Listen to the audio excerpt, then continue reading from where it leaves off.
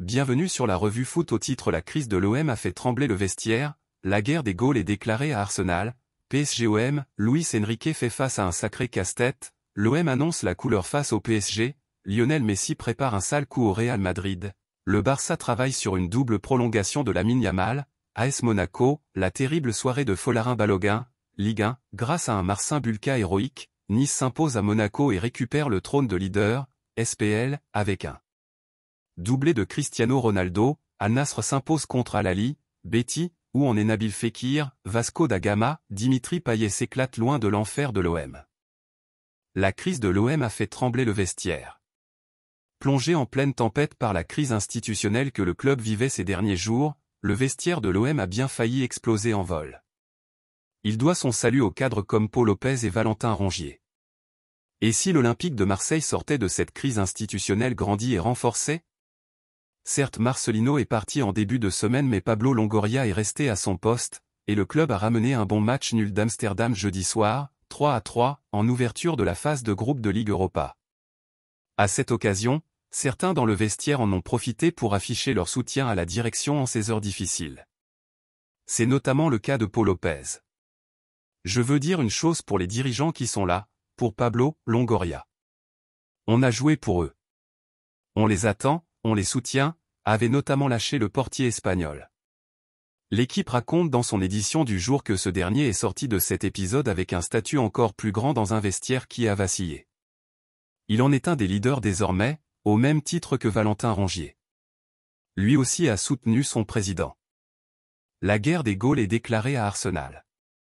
Le bon début de saison d'Arsenal cache pour le moment les rares problèmes internes du club.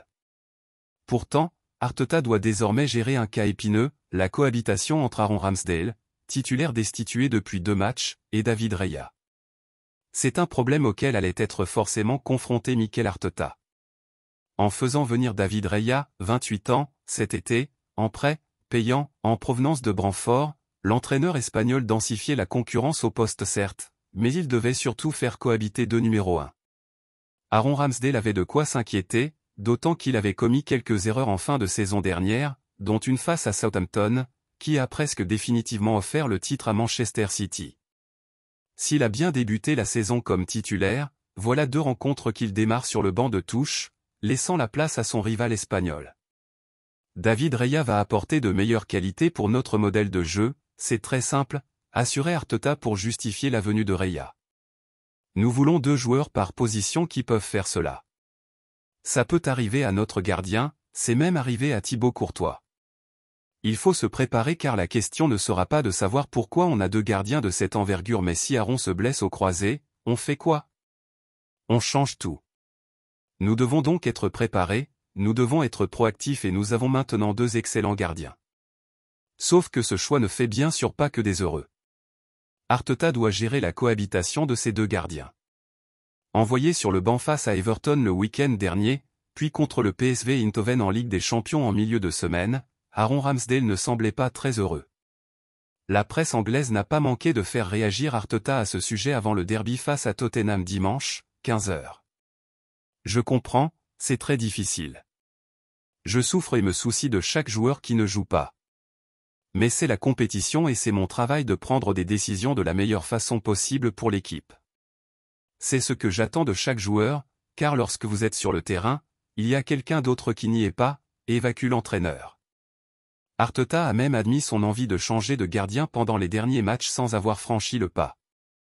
Excellent depuis son arrivée chez les Gunners il y a 2 ans malgré quelques petits passages à vide, l'Anglais de 25 ans doit désormais mettre les bouchées doubles pour retrouver sa place de titulaire. Très apprécié du vestiaire et des supporters, il peut au moins compter sur du soutien. Pour la suite, et alors qu'Arteta assure qu'il n'a pas encore choisi son gardien pour le North London Derby, il sera attendu au tournant. D'autant que David Raya ne compte pas perdre sa place à son tour. Raya compte bien garder son poste. C'est son choix, à Arteta, note de la rédaction, ce n'est pas mon choix, tranchait l'ancien de Brentford mercredi soir après son premier match de C1, comme pour mieux clore le débat. Si Aaron Ramsdale revient, il devra se battre pour l'équipe et gagner des matchs. Je pense que c'est la première fois que 2 des meilleurs gardiens font partie de la même équipe. Cela fait partie du football désormais. J'ai joué les 2 derniers matchs et je ne sais pas ce qui va se passer dimanche. Passé numéro 1 pour le moment, c'est bien Raya le favori pour affronter les Spurs ce dimanche, aux grandes dames de Ramsdale. C'est aussi un petite bombe à retardement pour Arteta. PSGOM, Luis Enrique fait face à un sacré casse-tête. À la veille de son premier PSGOM, Luis Enrique était présent devant la presse et s'est exprimé à propos de la concurrence au sein de l'attaque parisienne. Alors qu'il accueillera l'Olympique de Marseille lors d'un classique tant attendu au Parc des Princes, le Paris Saint-Germain doit retrouver la victoire en championnat après son joli succès contre le Borussia Dortmund en Ligue des Champions, 2-0. Mais comme à chaque match, au sein d'un effectif bien fourni en attaque avec l'arrivée de Bradley Barcola, Randal Kolo Muani, Marco Asensio et Gonçalo Ramos, Luis Enrique doit se livrer à un casse-tête pour trouver sa composition offensive. Devant la presse ce samedi, l'entraîneur parisien a affirmé qu'il priorisait Kylian Mbappé, mais doit encore trouver qui accompagnera le numéro 7 du PSG. Si on a un joueur comme Kylian Mbappé, qui généralement marque 50 buts, ce serait ridicule de penser qu'il ne maintiendra pas ses chiffres. Ce qu'il faut, c'est qu'il puisse progresser et que ses coéquipiers puissent mieux contribuer. J'attends beaucoup de tous les joueurs, on doit être efficace à tous les points, a-t-il d'abord expliqué. Luis Enrique a tranché pour son attaque contre l'OM. Pour l'instant, la hiérarchie de l'attaque parisienne autour de Kylian Mbappé n'est pas encore claire. Luis Enrique a toujours prôné l'importance du groupe et n'a jamais voulu désigner de titulaire et de remplaçant pour une saison complète. C'est pour cela que je suis entraîneur, je dois savoir qui va jouer en fonction de ce que je vois à l'entraînement. Je sais qui jouera demain, mais pas la semaine suivante. Ça dépendra du niveau sur le terrain, mais aussi pendant la semaine à l'entraînement, a ajouté l'Espagnol. Cependant, l'ex-Barcelonais a dévoilé quelques indices qu'il priorisait pour faire ses choix, dans ce nouvel effectif qu'il confirme avoir souhaité. On voulait avoir un effectif ample. Je vais le gérer en pensant toujours à l'objectif commun. J'aime laisser des joueurs sur le banc pour qu'ils aient plus de compétitivité au sein du groupe. Mais ce qu'on attend, c'est d'être une équipe efficace en attaque et en défense. On se concentre sur les statistiques, mais les passes décisives sont importantes, on essaie que les attaquants fassent du pressing. Je ne peux pas seulement me concentrer sur les joueurs qui marquent. Un message qui sera entendu par son groupe. L'OM annonce la couleur face au PSG. Sous les ordres de Jacques Abardonado, l'OM n'aura rien à perdre dans son classique face au PSG. Et le coach marseillais en intérim en est conscient, tout comme son capitaine Valentin Rongier. Après avoir parlé d'extra-sportif pendant plusieurs jours du côté de l'OM, place désormais au terrain. Pablo Longoria a scellé son avenir ce vendredi soir et Marseille peut donc pleinement se concentrer sur le sportif désormais. Après le match nul, 3-3, face à l'Ajax Amsterdam en Ligue Europa, les Marseillais vont devoir réaliser un exploit ce dimanche soir, 20h45, face au PSG au Parc des Princes. Un classique forcément particulier pour une équipe malade et qui se présentera avec l'entraîneur intérimaire Jacques Abardonado sur le banc. Présent en conférence de presse ce samedi matin, l'ancien membre du staff de Marcelino a annoncé la couleur. Son équipe ne fera aucun cadeau et aura les moyens de titiller un PSG en confiance. Il faut de la solidarité, de l'envie, de la niaque. C'est une belle affiche. Ils savent ce qu'ils doivent produire. Il ne faut pas oublier qu'on a un groupe de qualité. On a plusieurs systèmes en tête. Ça fera un beau match. On a pesé le pour et le contre avec David Friot, on a plusieurs systèmes en tête. On verra comment ça se passera. Mon style? Comme quand j'étais joueur, agressif dans le bon sens du terme. Je n'ai jamais pris de carton rouge en 300 matchs de Ligue 1, ça veut dire ce que ça veut dire. Je veux une équipe qui me ressemble, agressive et qui joue au foot. Chaque match a son histoire, Paris est un grand d'Europe. On sait ce qu'on doit faire. Ça sera un grand match. Le PSG est au-dessus de l'Ajax, on est d'accord. On va jouer à l'entraînement aujourd'hui et on verra ce qu'on peut faire, a-t-il d'abord confié. Un changement de système à peaufiner. Alors que l'OM évoluait jusqu'ici en 4-4-2, Jacques Abardonado avait fait le choix de repasser à un milieu à 3 pour sa première rencontre. Ce devrait être encore le cas face au PSG puisque ce système permet selon le coach marseillais de mettre dans les meilleures dispositions ses joueurs. Chaque coach a ses préférences, ses habitudes. Marcelino avait son système en tête. Est-ce qu'il avait le temps pour le mettre en place? Vous connaissez cette question. Moi, j'ai changé de système et ça nous a réussi à l'Ajax. Ce 4-3-3 m'apporte que les joueurs soient à leur poste. Moi, ce que j'aime, c'est que les joueurs soient à leur poste. Après, les besoins de l'équipe font parfois changer les postes de certains joueurs, a-t-il justifié. Face à un adversaire comme le PSG, l'OM devra donc surtout optimiser ses qualités. Mais il faudra surtout livrer un match bien différent de celui face à l'Ajax, contre une équipe qui punira beaucoup plus les errances défensives marseillaises. Le capitaine Valentin Rongier en est conscient. Je pense qu'il faut aller au parc sans complexe. On évolue plus dans le même système, on a peu de temps pour préparer ce match, on va faire de la qualité et pas de la quantité. Ça passera par une bonne séance vidéo, etc. On ne pourra pas autant ouvrir le jeu, car on sera encore plus exposé. On a un plan et on va essayer de s'y tenir. On est bien, on reste tous ensemble. On essaie de rester soudés, de ne pas en rajouter. On a un bon groupe. On a un bon petit staff qui n'en fait pas trop et sait trouver les mots. Il faut qu'on aille au parc sans complexe. Le PSG est prévenu. Ce dimanche, il affrontera un OM qui n'a rien à perdre. Lionel Messi prépare un sale coup au Real Madrid, le Barça travaille sur une double prolongation de Lamine Yamal. Lionel Messi en mode directeur sportif. À l'instar de ce qu'il faisait au FC Barcelone, Lionel Messi commence doucement mais sûrement à prendre le pouvoir à l'Inter Miami. La preuve avec cette information dévoilée par le média de Defensa Central, la Pulga aurait formulé une demande à son président David Beckham. L'Argentin souhaiterait tout simplement que l'Inter Miami enrôle Luka Modric. Annoncé sur le départ cet été, notamment du côté de l'Arabie Saoudite, le Croate a finalement prolongé d'1 an son contrat avec la Maison Blanche. Mais à 38 ans, le Ballon d'Or 2018 se rapproche doucement de la fin et les jeunes commencent à pousser derrière lui. Ce dernier pourrait donc décider de s'offrir un dernier challenge dans une destination exotique. Affaire à suivre. C'est un match dont tout le monde se souviendra pendant longtemps, Folarin Balogun et Marcin Bulka surtout. Le premier a échoué par 2 fois sur pénalty à chaque fois devant le second aux 12e et 55e minutes.